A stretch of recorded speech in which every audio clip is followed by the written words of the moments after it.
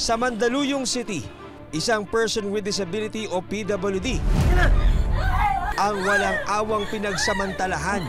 Sasaktan kita, sige. Paano nangyari ang pang-aabuso sa biktimang may kapansanan? Sinubukan ko po, pero hindi niya pababigyan. Sinubukan ko po talaga. Mahuli kaya ang suspect na walang awang lumapastangan sa biktima?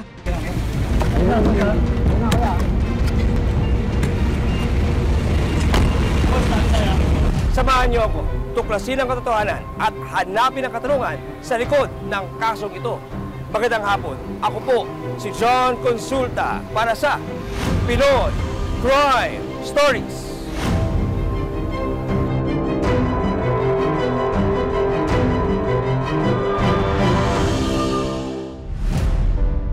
Ipinanganak na may cerebral palsy ang 20 taong gulang na si Lisa, hindi niya tunay na pangalan.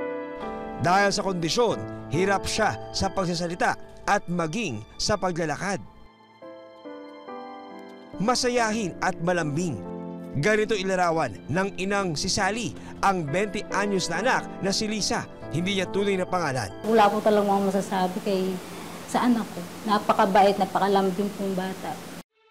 Pero Pebrero nitong taon, napansin na lamang ni Sally na may nagbago sa anak.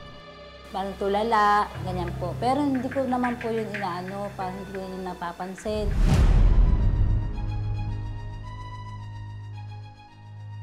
Nakatahimik, tulala.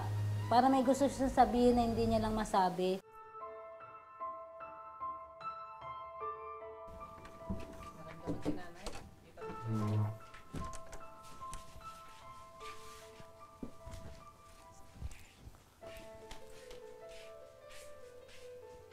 Oh, ba't nakaupo ka dyan sa dilim? Ano tong sumbong ng kaheran natin na kasama mo daw si Balang pumunta sa kanila?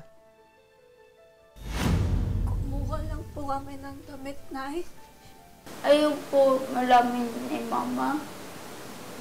At saka nang dapat yan. Kasi ayaw ko talaga mag-itit si Mama ganyan. Ayaw ko mag-alala si Mama. Bakit ako? Bakit ganito ako? Bakit hindi ako makalaban? Pwede na ako mabuyin. Bakit ako? Ano ang lihim na itinatago ni Lisa?